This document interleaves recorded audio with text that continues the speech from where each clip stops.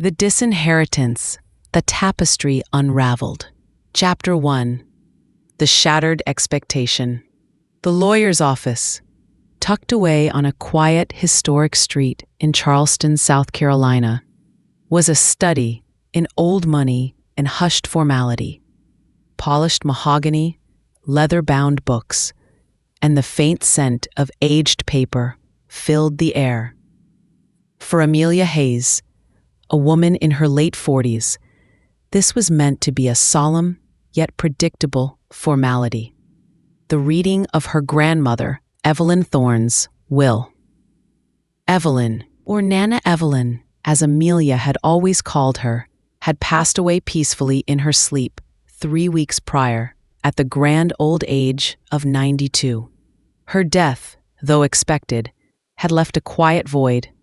Evelyn had been the matriarch, the elegant, stoic figurehead of the Thorne family, a woman of impeccable manners, sharp wit, and a seemingly unshakable sense of propriety.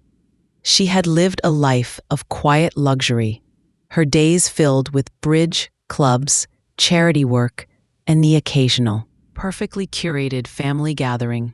Amelia, an only child, had always been particularly close to her grandmother, while her own mother, Evelyn's daughter, had been more outwardly affectionate. It was Evelyn who had instilled in Amelia a love of literature, a keen eye for art, and an appreciation for the intricate dance of history.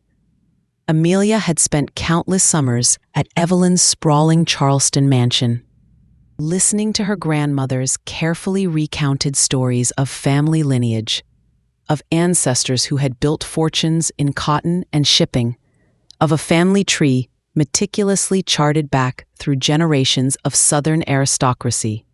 Amelia had always felt a profound connection to this legacy, to Evelyn's world. She had always believed she was Evelyn's favorite, the chosen inheritor of this cherished history. The other attendees at the will reading were Amelia's parents, Robert and Catherine Hayes, both looking solemn and somewhat distracted, and Evelyn's younger brother, great-uncle George, a spry, sharp-eyed man in his late 80s. Mr. Sterling, the family's long-standing attorney, cleared his throat, his voice dry and devoid of emotion as he began to read. He listed the usual bequests, specific charities, distant cousins receiving token sums, house staff receiving generous annuities. Amelia listened patiently, anticipating the mention of the mansion, the family heirlooms, the bulk of Evelyn's considerable estate. She expected the elegant pearl necklace Evelyn always wore, the antique desk in the library, where she had spent so many happy hours reading as a child, the extensive collection of first edition books. These were the tangible symbols of the legacy she felt destined to inherit. Then Mr. Sterling paused, adjusting his spectacles. And finally, he stated, his voice a fraction lower, "To my granddaughter, Amelia Hayes, I bequeath one single antique porcelain doll, currently located in the attic in a locked wooden box labeled for Amelia, to be opened on your 50th birthday. All other assets, properties, and monies are to be distributed equally among the remaining named beneficiaries, Robert Hayes, Catherine Hayes, and George Thorne." The words hung in the air, thick with unspoken meaning. An almost audible gasp from Amelia's parents. Amelia herself felt a cold shock, a physical blow. The antique porcelain doll. That was it?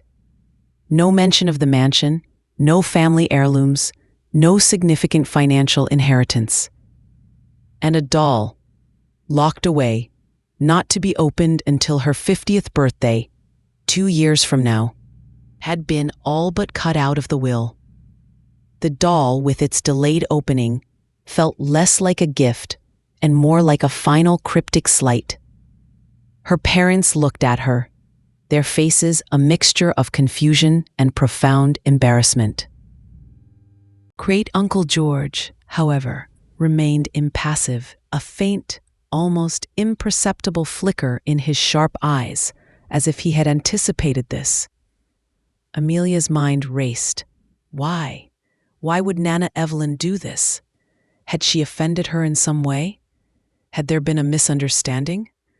Evelyn had always been reserved, yes, but never cruel, never petty. This act felt deliberately calculated, a final, public dismissal.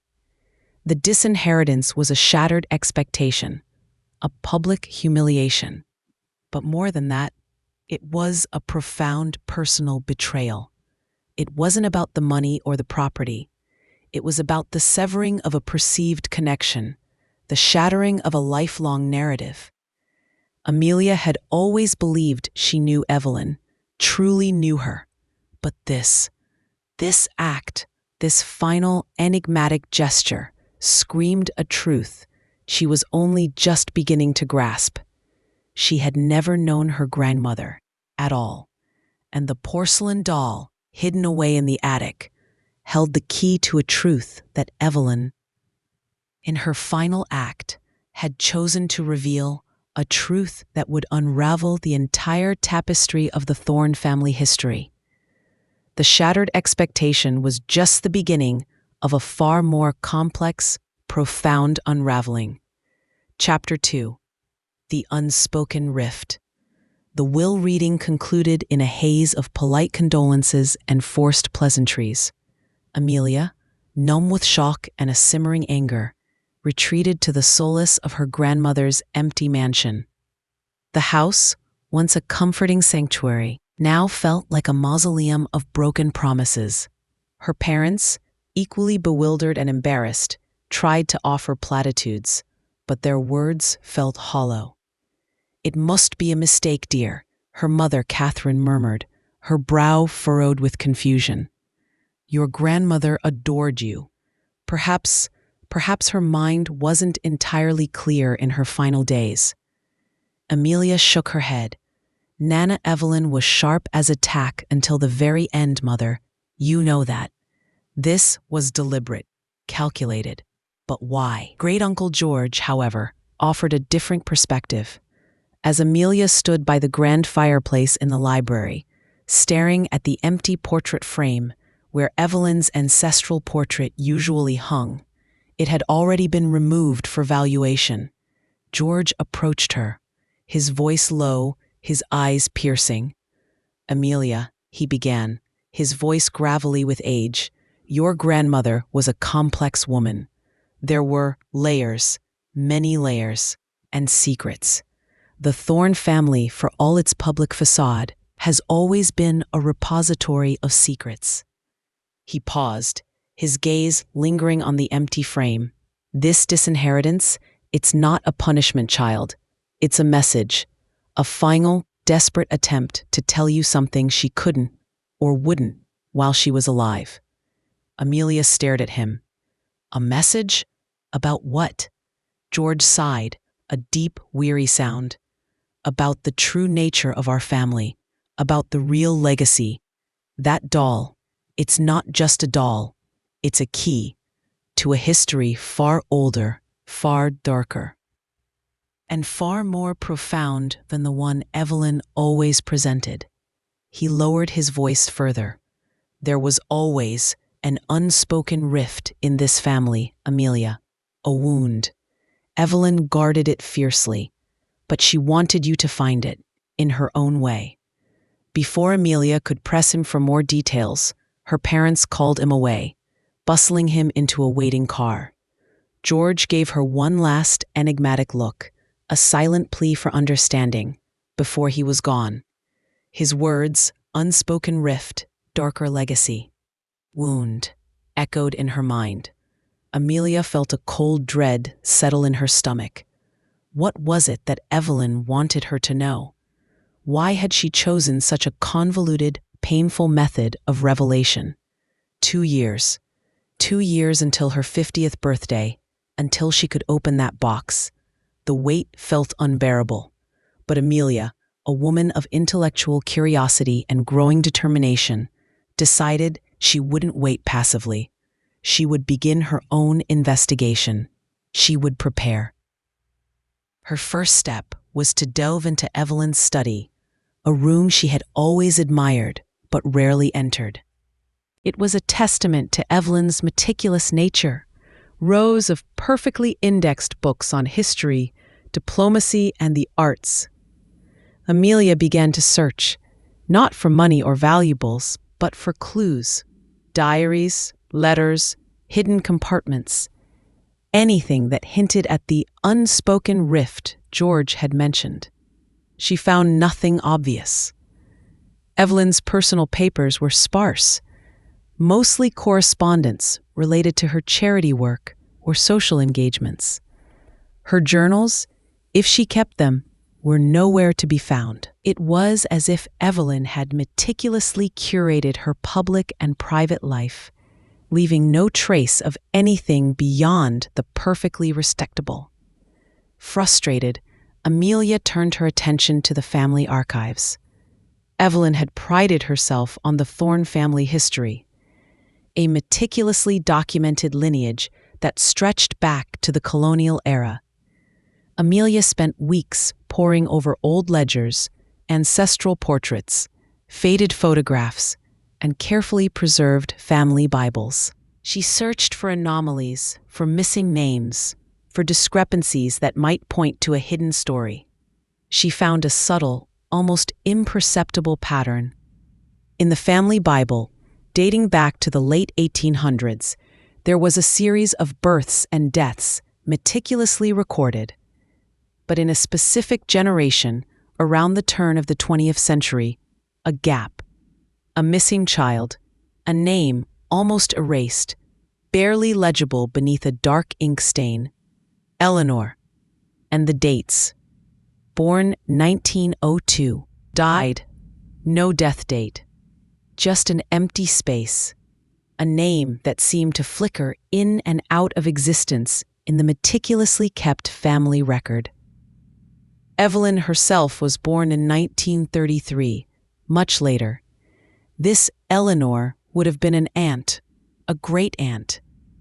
Why was her record incomplete? Why was her name almost obliterated? Amelia also noticed a distinct absence of a particular period in Evelyn's family narratives. While Evelyn spoke extensively of the antebellum era and the post-Civil War Reconstruction, her stories glossed over the early 20th century, particularly the tumultuous years of the Great Depression and the lead-up to World War II. It was as if that decade, a significant chunk of time, had been deliberately erased from the family narrative. The porcelain doll, hidden away in the attic, now took on a new, chilling significance. Was it connected to this missing Eleanor? To the unspoken rift?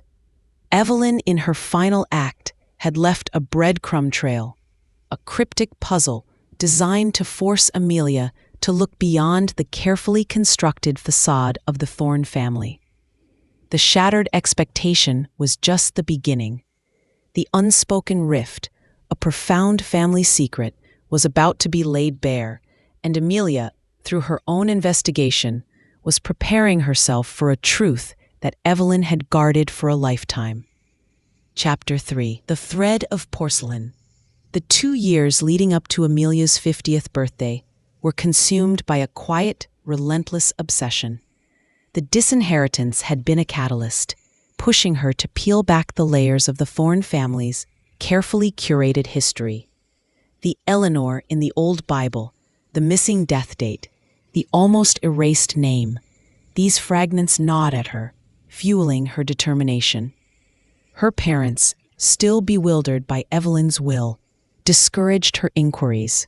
"Let it go, Amelia," her mother would plead. "It's just a misunderstanding. Don't dishonor your grandmother's memory by digging up old ghosts." But Amelia couldn't.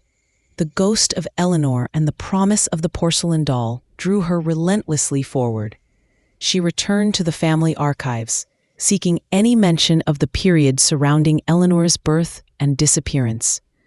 she discovered a trove of Evelyn's father's old business papers, shipping manifests, banking records, and correspondence. Among them, a series of cryptic, coded letters exchanged between her great-grandfather and a solicitor in New York, dated in the early 1930s.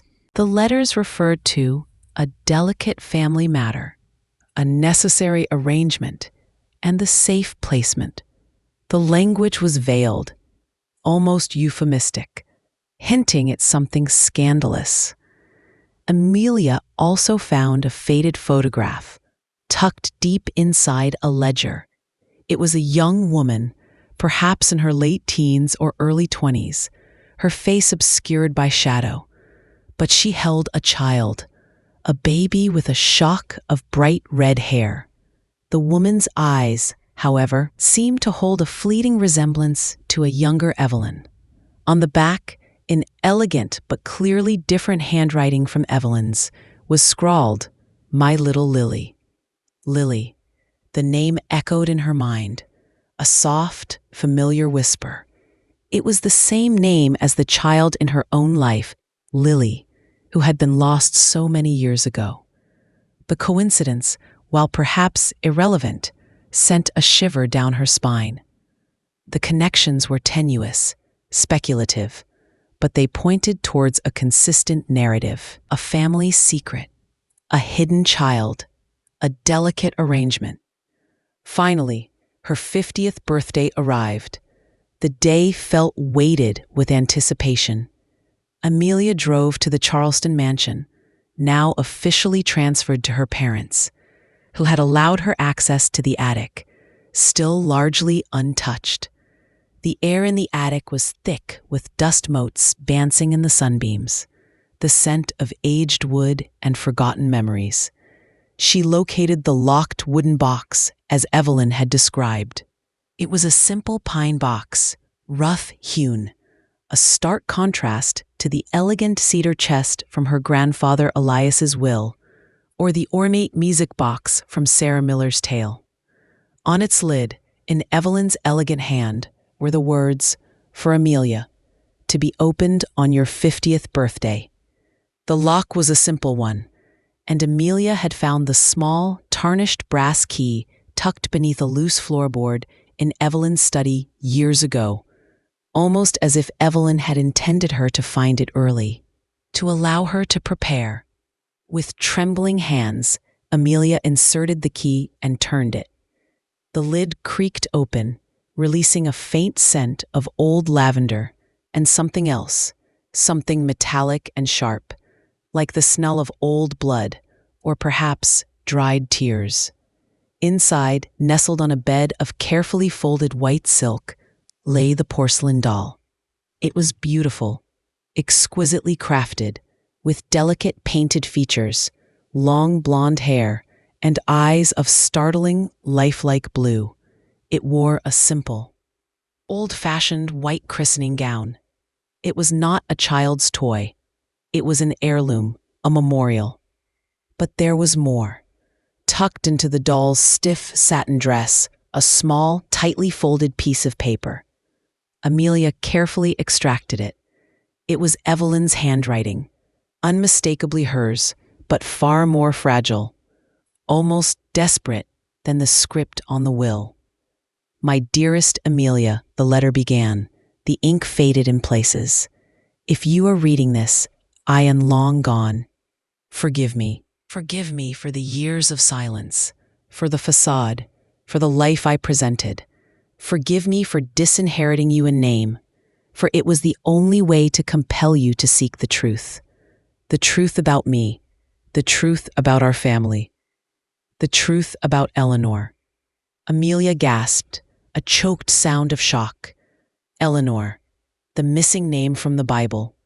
Eleanor was my sister, Amelia, my older sister, not an aunt, not a cousin, my full sister, born in 1902. She was brilliant, free-spirited, and passionate, and she fell in love with the wrong man, a black man, in Charleston in 1920, a time of unimaginable prejudice and hatred. They had a child, a daughter, a beautiful mixed-race child, Lily. Amelia's blood ran cold. The photograph of the young woman holding a baby with red hair. My little Lily. Not her Lily, but another Lily. A hidden child, a child of forbidden love. My parents, your great-grandparents, were horrified, Evelyn continued, her words growing more forceful, as if reliving the painful memory. A scandal that would have destroyed the Thorne name, ruined their standing in society. They forced Eleanor to give up the child. They sent Lily away to an orphanage in the north. Eleanor was heartbroken. She never recovered. She tried to find Lily, but they made it impossible.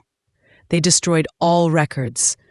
And then Eleanor died of a broken heart within a year of Lily's forced adoption.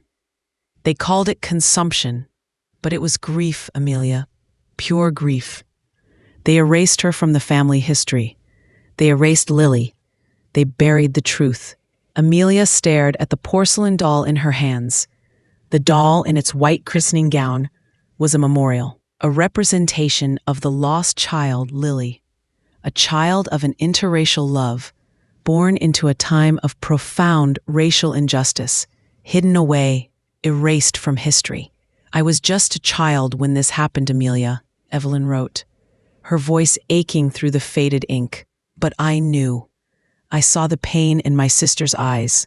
I saw the cruelty. I carried that truth, that guilt, my entire life. I saw how society, how our own family, could twist love into a weapon, could erase existence. I swore I would never forget, and I swore I would find Lily, but I never could. The records were too well hidden. Too many years passed. This doll, it was my secret promise to Eleanor, to Lily, a symbol of the truth that was buried. I leave it to you, Amelia, with this letter as a burden and a responsibility, to remember, to understand, to never forget the price of silence, the cost of hatred, and to find Lily, if she still lives, for Eleanor, for our family's true, unspoken legacy. The disinheritance was not a slight. It was a desperate act of love, a final confession, a profound plea from Evelyn, a woman who had carried a shattering family secret for almost a century. Amelia had never known her grandmother, not truly, not the Evelyn who had witnessed such unspeakable cruelty, who had silently carried the burden of her sister's erased existence and the profound tragedy of a hidden child. The tapestry of her family was not one of elegant Southern aristocracy, but of hidden love, racial injustice, and a profound, agonizing secret, now laid bare by a porcelain doll and a grandmother's dying wish. The thread of porcelain had unraveled the very core of her family's identity. Chapter 4: Echoes of Erased Lives. The revelation from Evelyn's letter was a profound, soul-shattering shock. It wasn't just about disinheritance or a family secret. It was about racial injustice, forbidden love, and the deliberate erasure of human lives. Eleanor, the quiet, elegant matriarch, had carried the unbearable weight of her sister Eleanor's tragedy and the heartbreaking fate of her niece Lily for nearly a century. Amelia clutched the porcelain doll, its delicate features now imbued with the poignant weight of a forgotten history. The doll, a silent witness, represented a child, a lineage, an entire branch of her family tree, meticulously cut away by fear and prejudice. Lily, a mixed-race child born into a rigidly segregated society, had been a secret too dangerous to keep. Her first thought after the initial shock was for her parents. Had they known? Had her own mother, Catherine, Evelyn's daughter, been privy to this devastating truth? She confronted them, her voice trembling with emotion, reading Evelyn's letter aloud. Her mother, Catherine, listened, her face paling, then tears streaming down her cheeks. "Oh, Amelia," she whispered. "Nana Evelyn, she never spoke of it. Not a word. I knew she had a sister who died young, Eleanor, but it was always vague, a tragic illness. Never, never this." Her father, Robert, looked equally stunned, a profound sadness settling over his features. "Your grandmother," he said, shaking his head. "She was a woman of immense strength. To carry such a secret, to witness such injustice. It explains so much about her quiet intensity, her almost melancholic gaze sometimes." The disinheritance, Amelia realized, had been Evelyn's final, desperate attempt to compel Amelia to look beyond the facade, to dig beneath the carefully constructed narrative of Southern gentility. It was Evelyn's silent cry for justice, for remembrance. Amelia knew what she had to do. She had to find Lily, for Evelyn, for Eleanor, for the generations of silent suffering. This was not just a family quest. It was a moral imperative. Her research began in earnest. She delved into historical records of Charleston's black communities from the early 20th century, a history deliberately ignored by the white aristocracy. She searched for the name of the black man Eleanor had loved, a name Evelyn's letter had painfully omitted. She scoured orphanage records in the North, particularly those that accepted mixed-race children or were known for discreet placements. The task was daunting, often heartbreaking. Records from that era were often incomplete, discriminatory, or deliberately falsified to hide racial origins. Amelia found faint echoes, a name barely visible in an old newspaper clipping about the local black community's early civil rights efforts. Isaiah Washington, a community leader, an educator, known for his quiet dignity and fierce intelligence. He had disappeared from Charleston in the early 1920s, rumored to have moved north to avoid racial violence. Was he the man Eleanor loved? The father of Lily? The timeline fit. Her search for Lily was even more challenging. Orphanage records were often sealed or destroyed, but Amelia, with her tenacity, found a small, privately run orphanage in Harlem, New York, that had a reputation for taking in difficult or unconventional cases. An entry from 1922. Female infant, unknown parentage, fair skin, red hair, named Liliana Smith by staff. The name was close enough. The red hair was a striking match, and the description of unknown parentage was a convenient cover for a child whose true origins were suppressed. Liliana Smith. Amelia traced Liliana's life through foster homes, then adoption records. Liliana had been adopted by a loving black family in Harlem in 1928, the Johnsons. She had grown up to be a formidable woman, a civil rights activist, a teacher, a poet. She had married, had children, and lived a long, impactful life. She had passed away in 2005 at the age of 83, just 5 years before Evelyn. Amelia's heart ached with a profound mixture of sorrow and relief. Lily, her great-aunt, had lived a full, meaningful life. She had made a difference. She had defied the erasure. The question that lingered was, had Liliana, Lily, ever known the truth of her origins? Had she known about her white mother, Eleanor Thorne, the aristocratic woman who had loved her father to her dying breath? Amelia found Liliana Johnson's published poetry. It was powerful, resonant, filled with themes of identity, belonging, and the quiet dignity of struggle. In one particular poem, titled The Root, Liliana wrote, "I am a tree of unknown roots, half shadow, half light, seeking the truth of my genesis, a whispered lullaby across the divide." It was a profound echo of her own hidden identity, her quest for origins she could never fully trace. Amelia reached out to Liliana Johnson's descendants, her grandchildren, who still lived in Harlem. It was a delicate approach, as she was about to present them with a monumental, potentially painful family secret. She met with David Johnson, Liliana's grandson, an historian and professor of African American studies. She showed him Evelyn's letter, the faded photograph of young Eleanor and baby Lily, and the porcelain doll. She explained the entire, heartbreaking story of Eleanor Thorne and Isaiah Washington, of their forbidden love, of Lily's forced removal and erasure. David listened in stunned silence, tears welling in his eyes. He had always known his grandmother felt a subtle, almost unspoken sense of longing for something unknown, a missing piece in her own identity. "My grandmother," he said, his voice thick with emotion. "She dedicated her life to fighting for justice, for truth. And all this time, she was a victim of the very injustices she fought against." This explains so much. The whispered lullaby in her poem. It was her white mother, Eleanor, my great-grandmother, erased from history.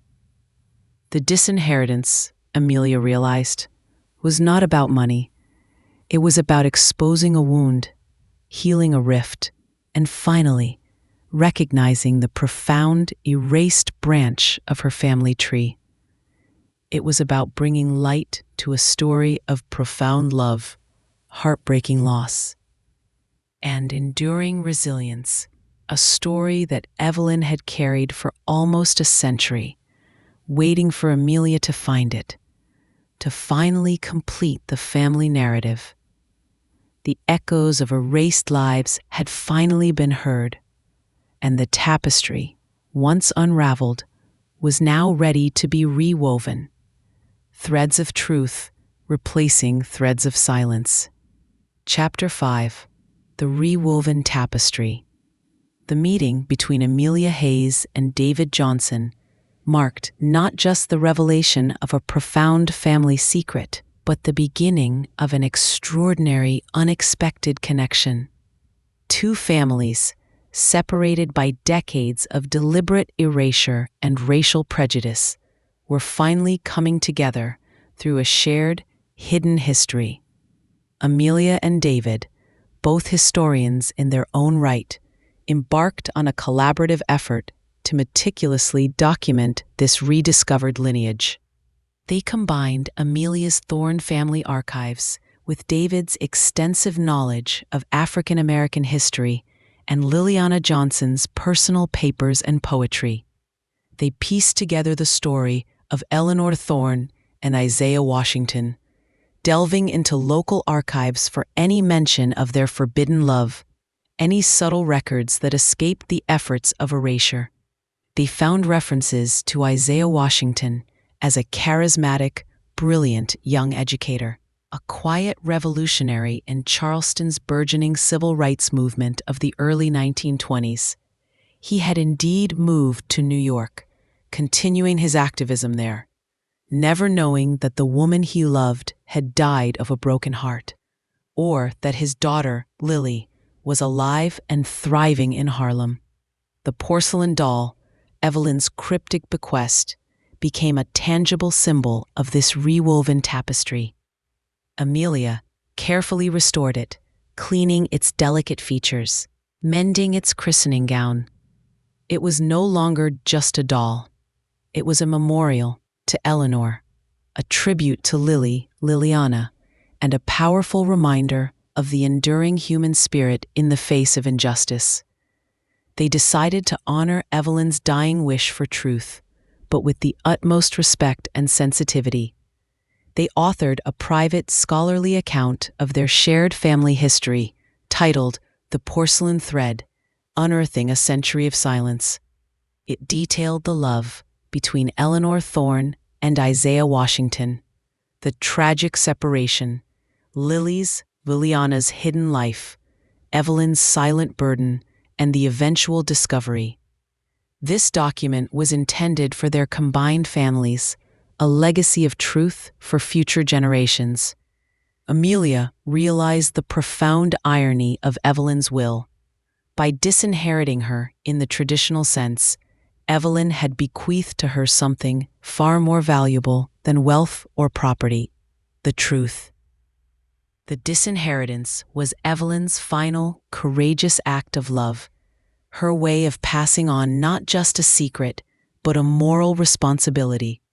She wanted Amelia to understand the true cost of societal prejudice, the insidious nature of historical erasure, and the importance of recognizing all threads of one's identity, no matter how uncomfortable or painful. The Thorne family, traditionally defined by its narrow, exclusive lineage, was now expanded.